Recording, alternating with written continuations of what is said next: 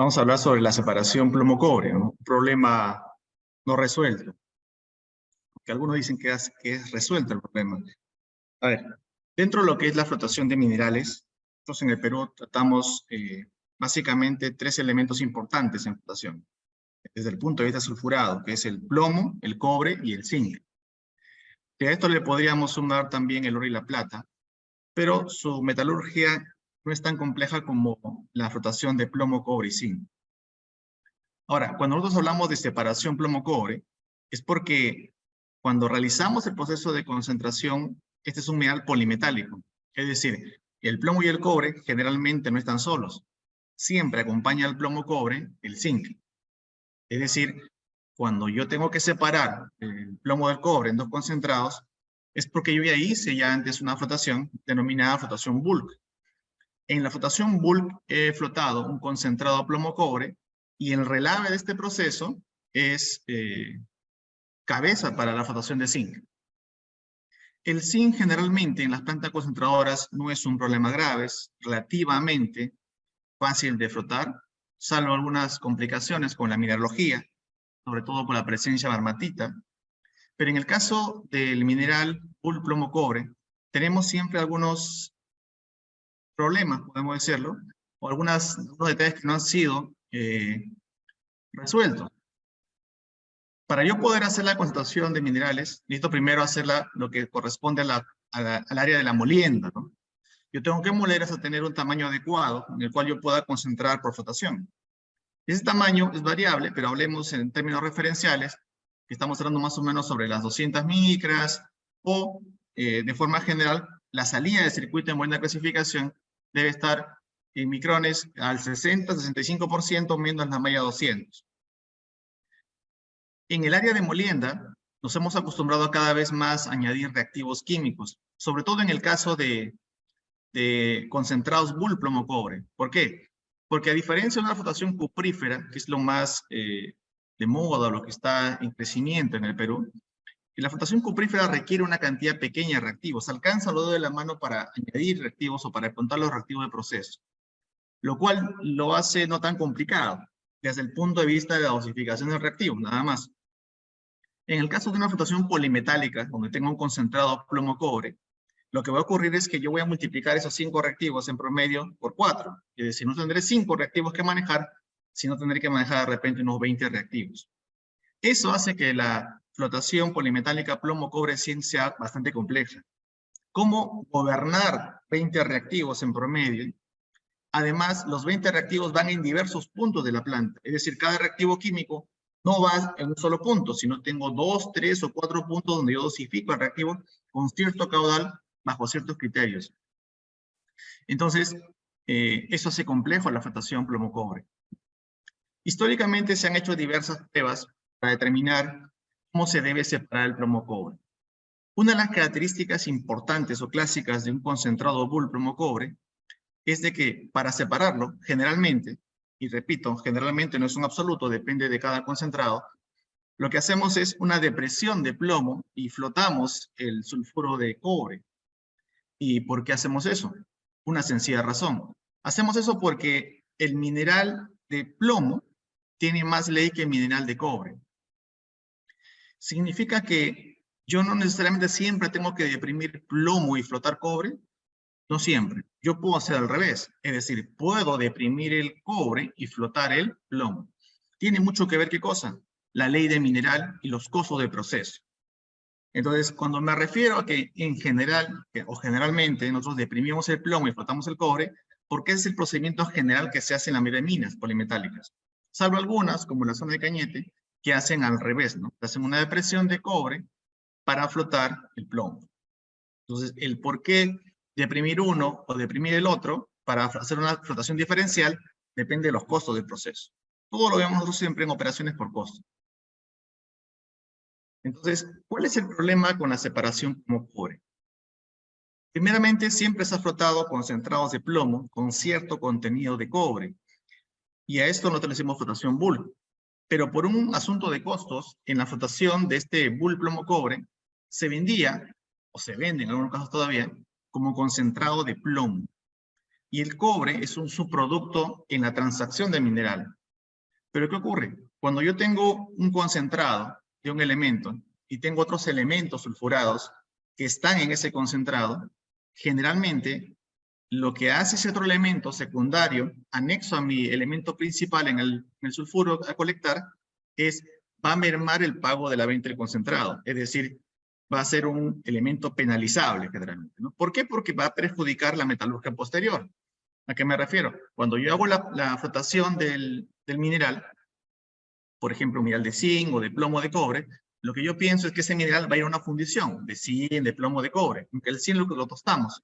Entonces, cuando voy a hacer fundición de plomo de cobre, por ejemplo, yo espero que mi concentrado tenga sulfuro de cobre y no tengo otro tipo de sulfuro que afecte mi proceso. Por eso en transacción de mineral se pone pues los límites máximos de otro elemento asociado a mi elemento principal, porque va a perjudicar, en este caso, la fundición, y eso es un descuento en la venta del concentrado. Lo que yo quiero es que mi concentrado se valorice más.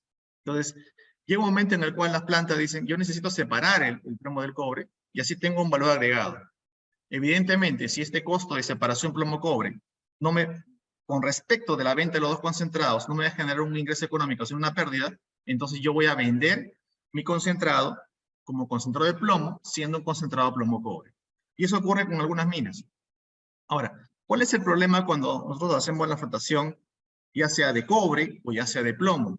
Siempre, tanto el plomo como el cobre, se ve al concentrar el otro. O sea, sacar un concentrado idealmente puro de plomo y otro de cobre, va a ser prácticamente imposible. ¿Y debido a qué? Debido a amarres mineralógicos, de repente también tiene que ver con la molienda, de repente me exige una remolienda de proceso, y que la planta no tiene el espacio para poder hacer operación.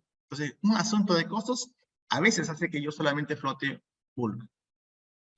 Para yo poder realizar la flotación de mineral, yo requiero siempre de tres componentes importantes. Eso como fundamento para toda metalurgia, ¿no?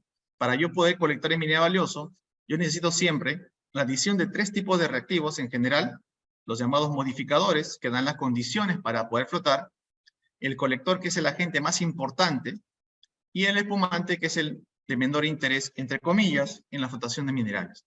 Operacionalmente, nos interesa cómo trabaja un modificador y cómo trabaja un colector. El espumante nos importa, sí nos importa, pero es relativamente más fácil manejar el efecto del espumante en la flotación que el efecto de un colector o el efecto de un modificador. Ahora, cuando yo floto, no solamente depende de los reactivos que utilice, sino también cuánto voy a usar, cuánto del modificador, cuánto del colector, cuánto de, por ejemplo, del dispersante, cuánto, por ejemplo, del activador. Por poner un ejemplo, ¿no?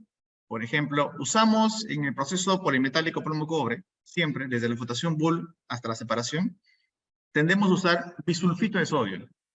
La pregunta es, ¿este bisulfito de sodio qué hace? El bisulfito de sodio lo que hace es, si tengo plomo, cobre, zinc, es un depresor de zinc, es un depresor secundario de zinc. Pero también puede ser un depresor secundario de minerales de hierro, que no quiero que floten como la perita. Y yo lo utilizo en la flotación bulk. Pero cuando yo voy a hacer separación plomo-cobre, que es el tema que estamos tratando, yo también uso bisulfito, o puedo usar bisulfito. Pero cuando uso el bisulfito, la pregunta es, ratito, el bisulfito deprime hierro, deprime zinc. Pero cuando yo tengo un bulk plomo-cobre, ¿para qué uso el bisulfito? Si tengo plomo y cobre, yo no tengo zinc y hierro, supuestamente. Entonces, el bisulfito actúa como depresor de plomo. Pero la pregunta ¿es un depresor de plomo o es un depresor de zinc? Lo que ocurre es que el depresor tiene su secuencia lógica. Primero deprime al zinc, cuando no encuentra zinc deprime al plomo, cuando no encuentra plomo deprime al cobre.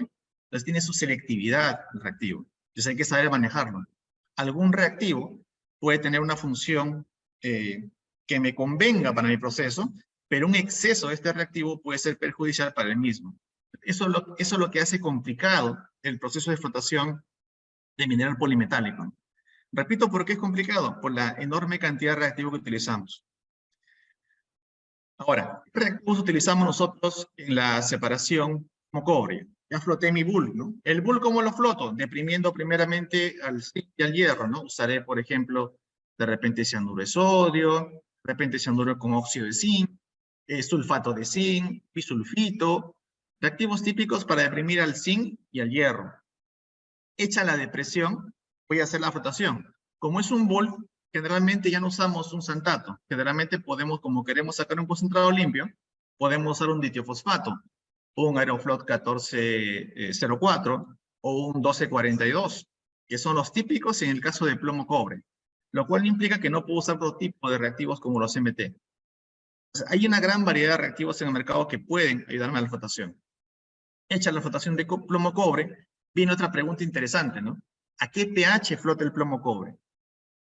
Algunos dicen que se flota a pH alcalino, otros a pH natural, ¿no? pH natural es cercano a 7, sin usar ningún modificador de pH.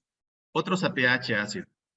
La pregunta es, ¿cómo flota, en este caso, nuestro mineral de plomo-cobre? Pues lo que va a ocurrir es que puede flotar en cualquiera de esos casos. ¿Por qué?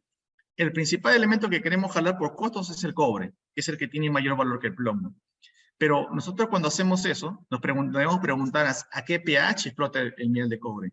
Y el mineral de cobre flota es el mineral que tiene, desde el punto de vista calcoperítico, el que tiene el más amplio rango de pH, ¿no? Desde 3 hasta 12. O sea, puede flotar en medio ácido, en medio natural y en medio alcalino. Y lo que va a hacer para que yo coja el plomo también, el plomo estamos flotando un pH aproximadamente de 8 para la galena pura, o sea, ligeramente alcalino para flotar el plomo. Entonces, si yo pienso fríamente, digo, me conviene flotar el bull plomo cobre a pH natural o ligeramente alcalino. Pero también debo pensar en el zinc. ¿Por qué? Porque cuando yo floto el bull, yo deprimo al zinc. Debo de flotar a un pH en el cual el zinc no flote. Ah, pero estoy usando depresor de zinc. Claro, pero cuando si trabajara un pH alcalino de repente el bull plomo cobre a pH 9, 9, 5 o 10, hay una gran posibilidad de que el zinc también se pueda activar. Cuanto más bajo el pH para flotar el bull plomo cobre, entonces yo tengo mayor posibilidad de que el zinc no se pase al plomo cobre. Y los concentrados bull plomo cobre siempre tienen zinc. Entonces hay cosas que tomar en consideración, ¿no? Flotar en medio alcalino se puede, sí se puede. En medio natural se puede, se puede. ¿Se puede flotar en medio ácido? Sí se puede flotar en medio ácido también. Entonces cuando nosotros hacemos cualquiera de esos procesos, nuestros reactivos generalmente son para deprimir cobre, cianuro de sodio, Nash, Oxford, etc. Lo que más usamos es el cianuro de sodio, ¿no? Porque ya lo tenemos bien mapeado. En el caso de una separación plomo-cobre, cuando yo quiero ya separar estos concentrados, yo lo que hago es deprimir el plomo. Yo puedo usar bisulfito, puedo usar sulfitos, puedo usar dextrinas, dicromatos, carboximetilcelulosa, diversos tipos de reactivos para poder hacer la flotación. Un segundo.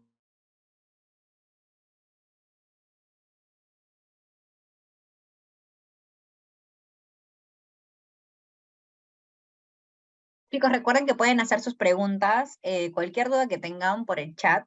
Igual estamos transmitiendo nosotros por Facebook, así que igual a los chicos que están por ahí, por esa plataforma, pueden hacer sus preguntas. Al final de la sesión vamos nosotros a responderlas con el docente.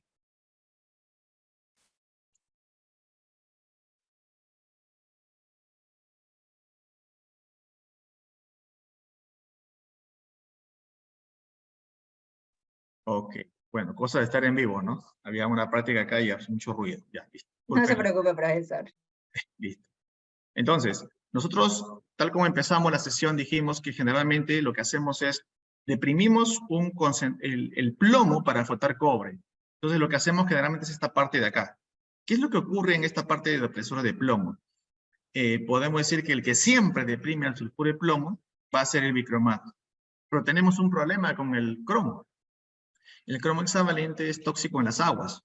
Entonces, si por un lado tengo un beneficio de poder separar el plomo o cobre, tengo un perjuicio en el tratamiento de aguas. Entonces tenemos algunos reactivos como el carboximetilcelulosa, fosfatos, dextrina, bisulfitos que nos ayudan a deprimir el plomo. Para esto se han creado diversos tipos de mezclas, ¿no?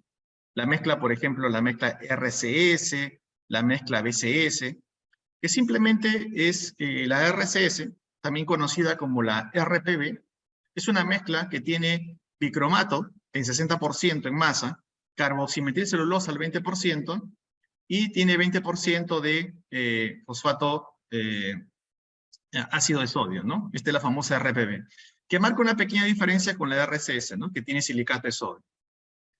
Entonces, estas mezclas son las que mejor resultado dan en la operación, pero nuevamente la pregunta, ¿no? Y el cromo. Entonces, nace otra mezcla conocida como la BCS. En la BCS lo que se hace es, se reemplaza el bicromato, el porcentaje de bicromato por bisulfito de sodio, que es un buen depresor de plomo cuando no tengo la presencia de zinc, carboximetilcelulosa y fosfato ácido disódico, para deprimir la galena. Y hay una nueva mezcla, bueno, no tan nueva, tendrá ya cerca de 15 años, un poco más, le hemos bautizado como la DXCP, ¿no? En el momento. Es una mezcla que tiene la dextrina, que es reemplazo del bisulfito y del bicromato, porque es un reactivo inóculo para el medio ambiente. Carboximetilcelulosa y también fosfato ácido disódico. ¿Cuál es el problema con esta mezcla? No hay mucho estudio para validar cuáles son las dosificaciones, sobre todo por la gran cantidad de reactivos que utilizamos en el proceso. Aquí hay un esquema general de cómo es la separación plomo-cobre. Generalmente usamos 3 tanques acondicionadores, ¿no? En uno podemos añadir, por ejemplo, el famoso carbón activado, que es un absorbedor de reactivos que viene de la flotación Bull. Podemos añadir, por ejemplo, también luego, ya una vez absorbidos los reactivos por el carbón activo en polvo, añadimos nuestro depresor. La RPB, la BCS, la RCS, la XCP, cualquier mezcla de depresor.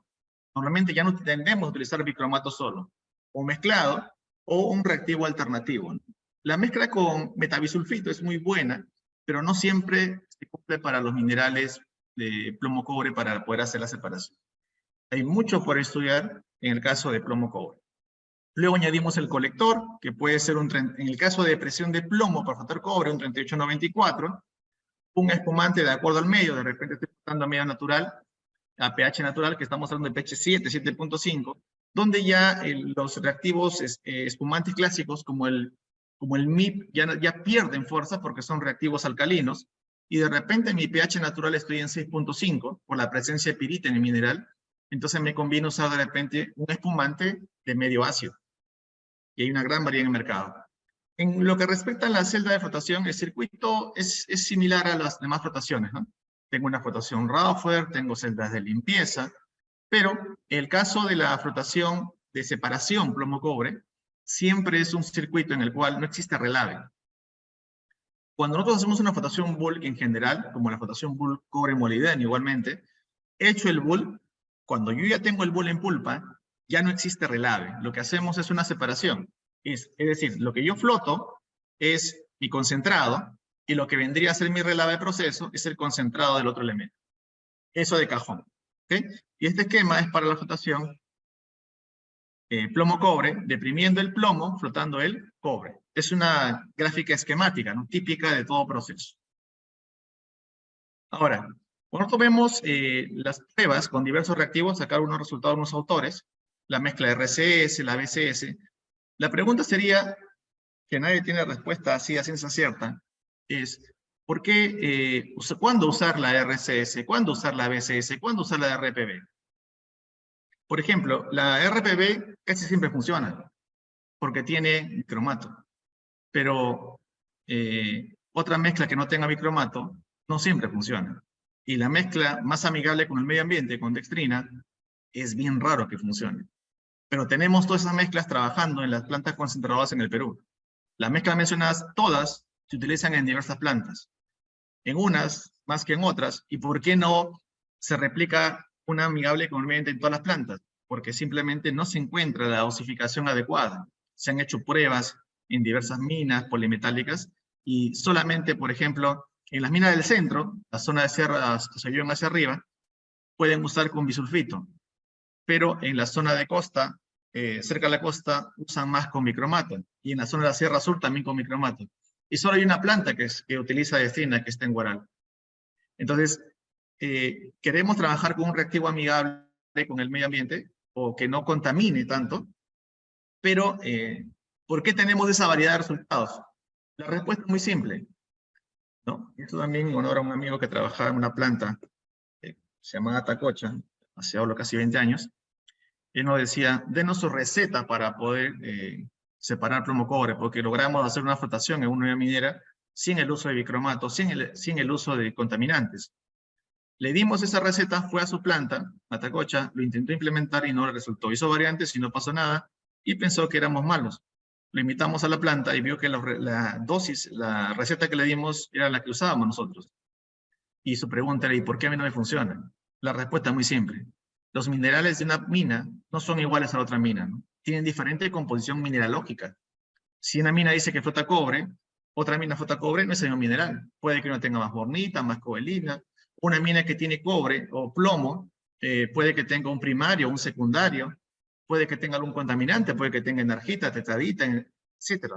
Igual con el zinc, puede ser un zinc muy sencillo como la esfelerita o la blenda, o puede ser complicado con un cierto porcentaje de marmatita.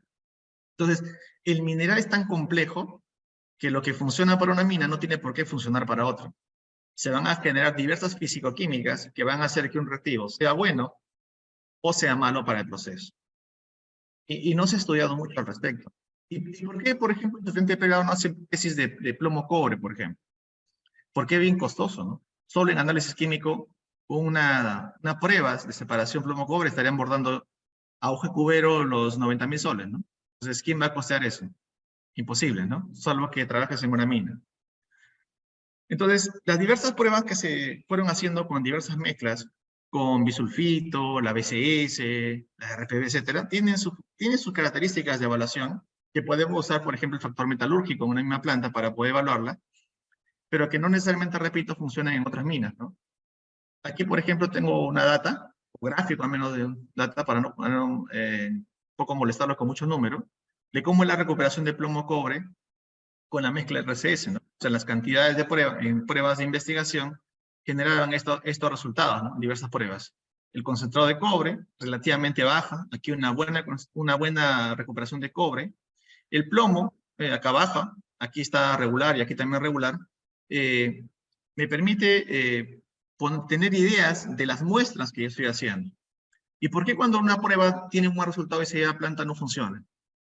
Porque la muestra que yo tengo es una muestra representativa, si es que he hecho un buen muestreo, de lo que está llegando a la mina, a la planta, perdón, que está saliendo de mina, pero que no necesariamente significa que es lo mismo que voy a procesar de acá una semana, 2 semanas. La mineralogía siempre está cambiando, las leyes están cambiando, la dosificación de reactivos siempre cambia. Solo en un libro, la dosificación de reactivos son no fijo. En el mundo real no es así. La realidad es que todo es una variable. Nos guiamos por parámetros de proceso. Entonces, diversas investigaciones nos muestran resultados, ¿no? Que si es posible, con uno, con otro. Pero la pregunta sigue siendo la misma, ¿no?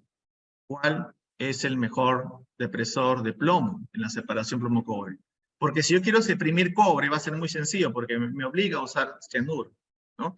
Que lo va a complejar, va a formar un complejo de hierro, va a hacer que deprimir el cobre para flotar el plomo. Pero como decía en un principio, lo que nosotros hacemos generalmente es deprimir el plomo y flotar el cobre. Entonces, las pruebas nos dicen que sí es posible con un reactivo flotar un mineral, sí es posible con otro flotar el mineral, pero son muestras que no van a representar la mineralogía a lo largo de 1 año, o de 3 o 5 años. Por eso muchas minas optan por ir para lo seguro, ¿no? Que es usar bicromato.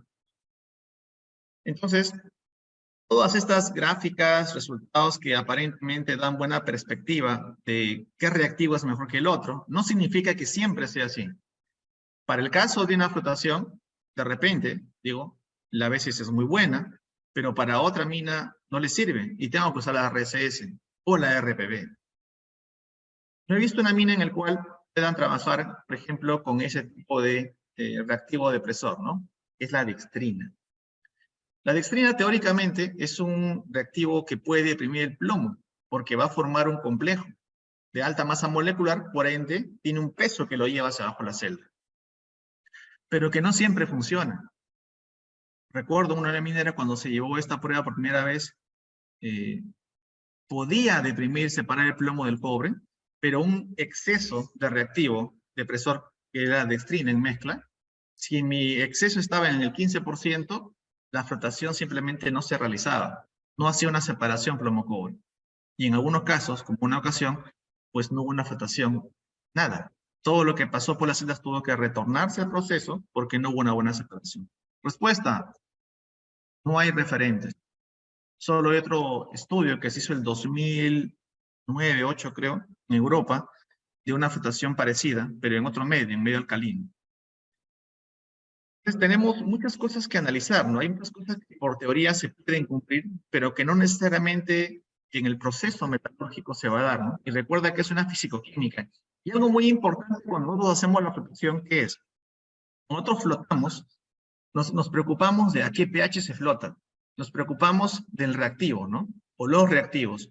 Pero cuando nosotros dosificamos un reactivo, la pregunta que nos debemos hacer siempre es, ¿la dosificación es exacta? ¿O el reactivo siempre estará en déficit o en exceso? ¿O se cumplirá una estequiometría metalúrgica ahí en ese proceso? Si la ley es cambiante y las dosificaciones yo no las cambio regularmente, siempre va a haber reactivos que estén en exceso o en defecto.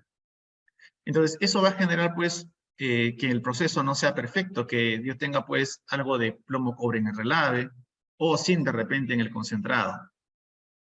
Aquí algunas recetas que hicimos en mina para buscar mejores resultados, un poco para romper unas recetas establecidas, que nos daban algunos resultados, ¿no? Interesantes. Por ejemplo, el caso del zinc salía bonito, pero pruebas preliminares, ¿no?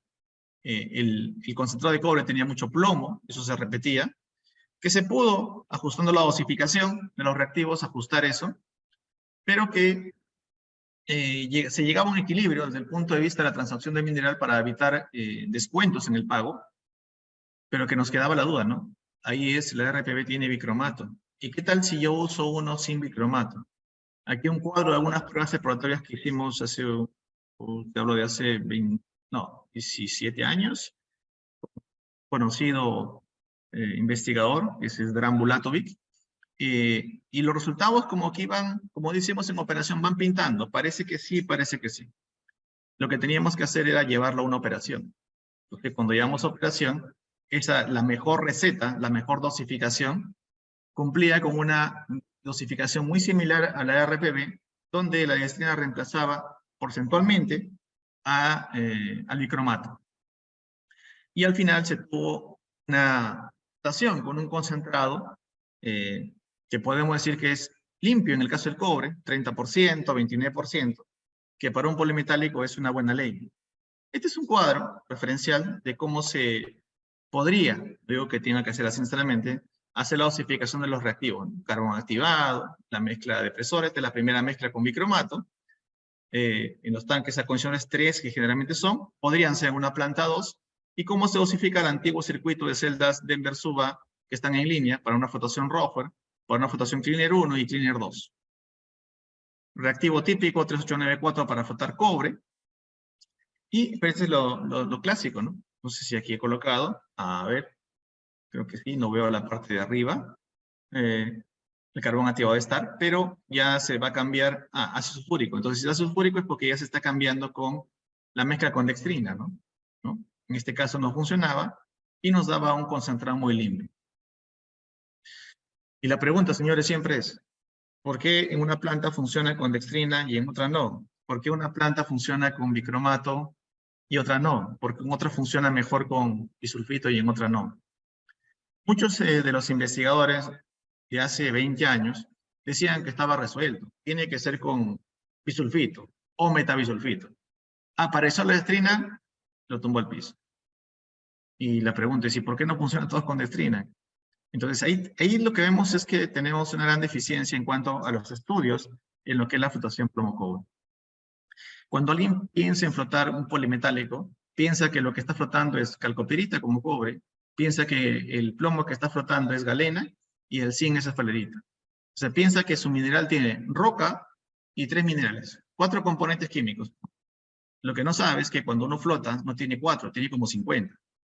De los 50 tienes calcopirita, de repente tienes un poco de bornita, tienes un poco de cobalina, tienes de repente algún secundario por ahí con arsénico, de plomo tienes de repente cerucita, tienes anglecita, muy aparte de la galena. Y lo mismo puede ocurrir con el zinc. Y a veces cuando quieres hacer un procesamiento y dices, yo tengo pirita y quiero deprimirlo, le voy a meter cianuro.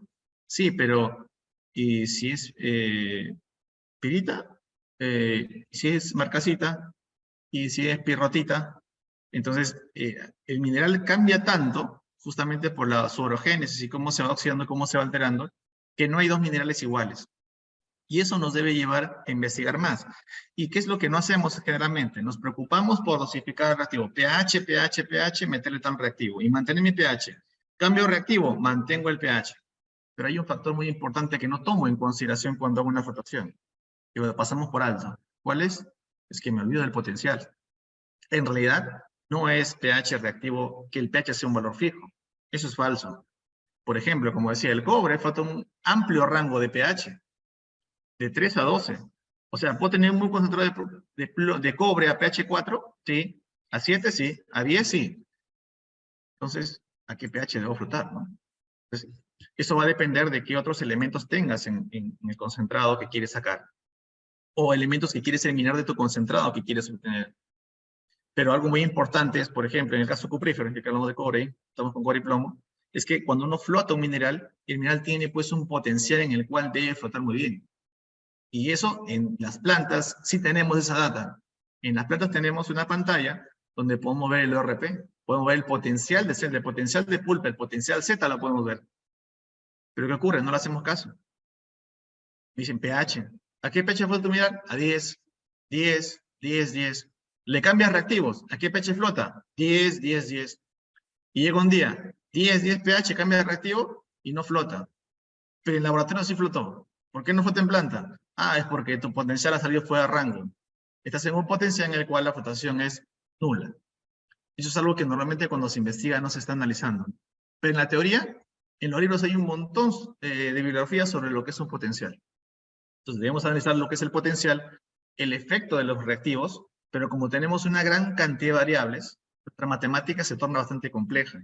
Y yo creo que lo más importante que hace que no haya mucha análisis en la separación plomo-cobre, no va tanto por la matemática, porque yo sé que a ustedes se les enseña matemática y pueden matematizar.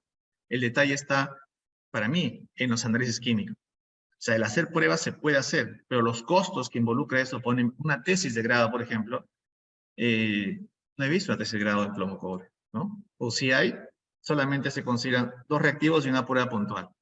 Y para los que no se ha hecho nada, algunos valoran esa prueba como muy interesante. Pero una prueba, realmente tú tienes que considerar todas las variables. Y al considerar todas las variables, las muestras de concentrado irradiado que tienes que analizar se multiplican exponencialmente. Y eso hace que se torne, para alguien que hace investigación, que no sea pues la propia mina, que la evaluación, el análisis de la flotación plomo-cobre se torne pues un caso no cerrado de por vida prácticamente, ¿no?